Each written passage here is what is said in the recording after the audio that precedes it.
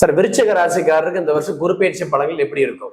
விருச்சிக ராசிக்கு 2க்கு 5க்கு உடையவர் 9ல் உச்சம்.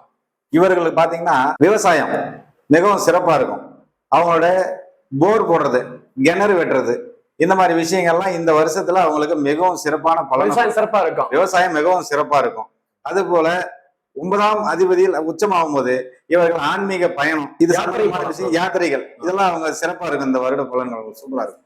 குரு பயிற்சி சார்ந்த விருச்சிக ராசிக்காரருக்கு இந்த வருஷம் குரு பயிற்சி பலன்கள் 2, 5 கூட 9ஆம் இடத்துல உச்சம் பெற்று அவருடைய பார்வை 7ஆம் பார்வையாக விருச்சிக ராசிக்கு 3ஆம் இடத்தை தொடர்பு ஏற்படுத்தினால இவர்கள் முயற்சிகள் வெற்றி பெறும். முயற்சிகள் வெற்றி, சகோதர வழியில் உள்ள உறவுகள் சிறப்பா இருக்கும். அதே சமயத்துல தொழில் மாற்றம் ஏற்படலாம், ஒரு இடமாற்றம் ஏற்படலாம். ஒரு அரசு ஊழியர்கள் இவ்வளவு ஒரு இடமாற்றம் மாற்றத்துக்கு ட்ரை பண்ணிட்டு இருக்காங்க. இப்ப இடமாற்றம் ஏற்பட்டுரும். நீண்ட நாள் தேக்கம் நிறைவடையும் சார். ஐயா, உங்க கருத்து? அதாவது குரு பகவான் கடகத்திலிருந்து விருச்சிக ராசியை பாக்குறாரு. கடகத்திலிருந்து விருச்சிக ராசியை பாக்குறாரு. அவர் 5ஆம் விருச்சிக ராசியே பாக்குறது ராசிக்கே யோகம் தாங்க. விருச்சிக ராசியை பாக்குறது ராசி யோகம் தான்.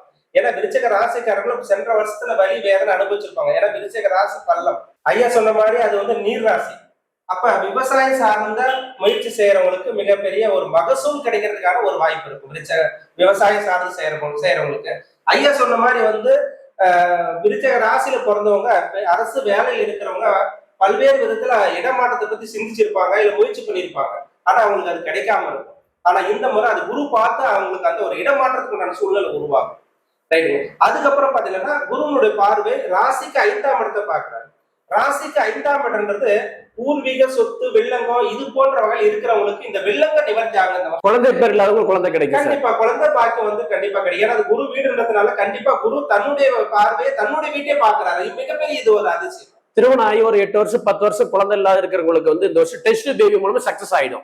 12 வருஷத்துக்கு ஒரு டைம் குரு பகவான் அங்கதான் உச்சமடைறாரு. உச்சமடைந்து தன்னுடைய வீட்டை பாக்குறது அவருக்கு மிகப்பெரிய யோகம் தான். குழந்தை பாக்கியம் உறுதியா கொடுக்கும். கண்டிப்பா முன்னோர்கள் வழிபாடு, குலதெய்வ வழிபாடும் மிகவும் சிறப்பான பலனை கொடுக்கும்.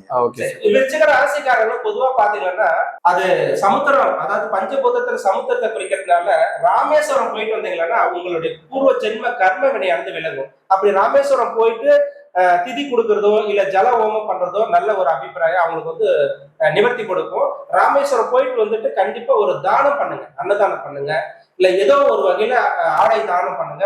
கண்டிப்பா முன்னோருடைய ஆசீர்வாதம் பரிபூர்ணமா கிடைக்கும் விருச்சிக ராசிக்காரர்கள். அதே போல விருச்சிக ராசிக்காரருக்கு இந்த வருஷத்துல ஆலங்குடி குருஸ்தலத்துக்கு போயிட்டு வரது நல்ல பரிகாரம். அவங்க பக்கத்துல இருக்கக்கூடிய இடத்துல தட்சிணாமூர்த்தி வழிபாடு வியாழக்கிழமை நாள்ல போயிட்டு வழிபாடு பண்றது, நெய் தீபம் 3 நெய் தீபம் ஏத்துறது, லட்டு 12 லட்டு படிச்சு தானமா கொடுக்கறது நல்ல பலனை கொடுக்கும். அதே போல குரு பகவான் பாத்தீங்கன்னா தட்சிணாமூர்த்திக்கு மஞ்சள் நிற ஆடை சாமிக்கு நம்ம ஆடை சாற்றி வழிபாடு பண்ணா கண்டிப்பா அவங்களுக்கு யோகம். மஞ்சள் நிற ஆடை பிளஸ் மாலை பூக்கள் மஞ்சள் பூக்கள் வழிபாடு பண்றது ரொம்ப சிறப்பா கொடுக்கும்.